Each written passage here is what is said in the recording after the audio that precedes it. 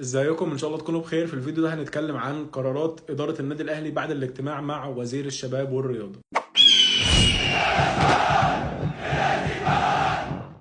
طيب يا جدعان، في الفيديو ده انا حابب اتكلم واقول بكل صراحة ان الاهلي فعلا هو بابا الشغلانة، الاهلي فعلا هو البلد. ليه بقى؟ حصل من شوية في اجتماع ما بين الإدارة ووزير الشباب. وزير الشباب حاول يوصل لحل وسط ان الاهلي خلاص يكمل الدوري وبتاع. الاهلي رفض، والاهلي طلب ان الماتش يتلعب بالاهلي والزمالك بتحكيم اجنبي، يا اما الاهلي هينسحب. وفي حالة انسحاب الاهلي في 10 أندية بيساندوا الاهلي، ابرزهم زد والاسماعيلي والاتحاد السكندري وباقي الانديه وغزل المحله مساندين الاهلي. ان هو في حاله الاهلي انسحب من الدوري، الانديه دي كمان هتنسحب من الدوري، وكده الاهلي هو بوظ الدوري حرفيا.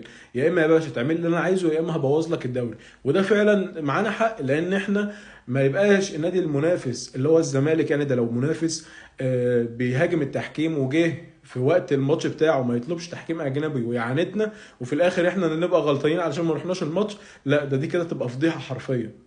فبجد تسلم الإدارة على تمسكها بالقرار. وفعلا الإدارة عرفتنا يعني إيه لما بيطلع قرار الإدارة ما بتنزلش فيه، مش زي ناس تانية لما قالوا قرار كانوا حرفيا كل اتنين وخميس بيقولوا احنا هننسحب وبيرجعوا الدوري تاني.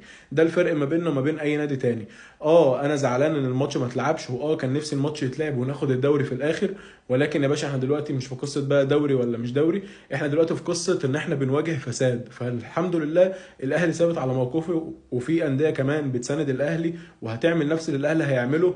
تخيل ان في 10 انديه مستنيين بس الكلمه من الاهلي: يا اهلي لو هتنسحب احنا هننسحب معاك، لو هتكمل احنا هنكمل معاك. وان شاء الله الاهلي يبوظ الدوري السنه دي باذن الله.